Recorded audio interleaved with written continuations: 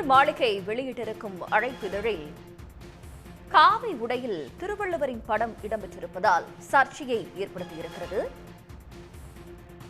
நாளை மாலை 5 மணிக்கு ஆளுநர் RN ரவி தலைமையில் திருவள்ளுவர் திருநாள் விழா நடைபெறும் என ஆளுநர் மாளிகை அறிவித்திருக்கும் நிலையில் அதற்கான அழைப்பிதழில் திருவள்ளுவர் காவி உடையுடன் இருப்பது தற்போது சர்ச்சையாகி இருக்கிறது. அண்மை செய்தி, திருவள்ளுவர் படத்தை மீண்டும் காவி நிறத்தில் வெளியிட்டதற்கு பல்வேறு தரப்பில் இருந்தும் கண்டனங்கள் பதிவு செய்யப்பட்டு வருகின்றன.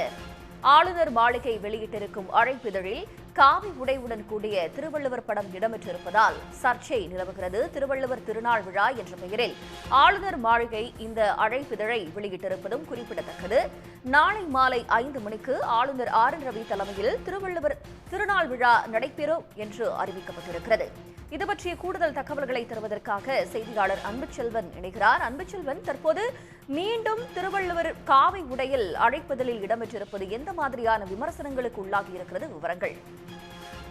குறிப்பாக தமிழர்கள் தொடர்பான பல்வேறு விஷயங்களில் ஆளுநர் பேசும்பொழுதும் பல்வேறு கருத்துக்களை தெரிவிக்கும் பொழுதும் கூட இதற்கு முன்பாகவே பல்வேறு சர்ச்சைகள் வெடித்திருக்கிறது. அதிலும் குறிப்பாக திருவள்ளுவருடைய புகைப்படத்தை பயன்படுத்தக்கூடிய விதத்திலும் இதற்கு முன்பாக சர்ச்சைகள் இருந்து கொண்டிருந்தது. அதிலும் தமிழ்நாடு என்ற பெயர் பயன்படுத்தும் போதும் கூட ஜெய் தொடர்ந்து நீடித்து வந்திருக்கக்கூடிய நிலையில் தான் தற்போது ஆளுநர் மாளிகை ஒரு விழாக்கான அழைப்புதல் என்பது வெளியிடப்பட்டிருக்கிறது. அந்த அழைப்புதலை பொறுத்தவரை திருவள்ளுவர் திருநாள் விழா அழைப்புதல் என்று அச்சிடப்பட்டு தற்போது அனுப்பப்பட்டிருக்கிறது.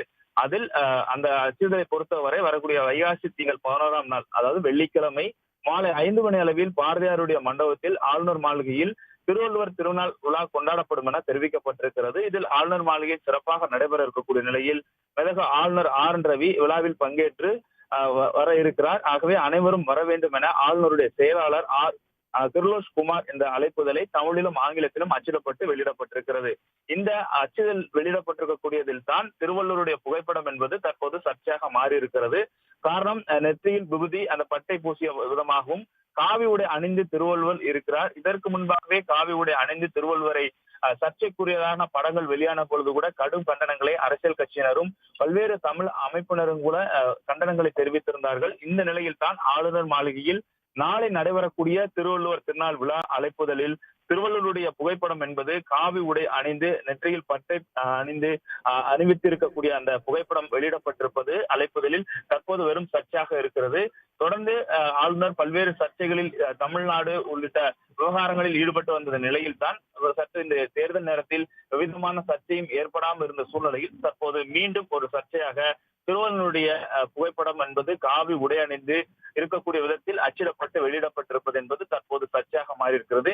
இந்த நிகழ்வு திருவள்ளுவர் திருவிழா நிகழ்வானது நாளை மாலை 5 மணிக்கு ஆளுநர் மாளிகையில் நடைபெற இருப்பதற்கான அழைப்புதலில் தான் இவ்வாறு வெளியிடப்பட்டிருக்கிறது. ஆகவே இந்த விழா என்பது தற்போது சர்ச்சையாக மாறியிருப்பது மட்டுமல்லாமல் பல்வேறு அமைப்பினரும் தற்போது தன்னுடைய கண்டனங்களை தெரிவிக்க தொடங்கி இருக்கிறார்கள். ஆகவே இது ஒரு சர்ச்சைக்குரிய விஷயமாக தற்போது மாறியிருக்கிறது. தங்களுடைய விரிவான விவரங்களுக்கு நன்றி அன்புச்செல்வன். உடனுக்குடன் செய்திகளை தெரிந்து கொள்ள சன் நியூஸ் பெல் ஐகானை கிளிக் பண்ணுங்க.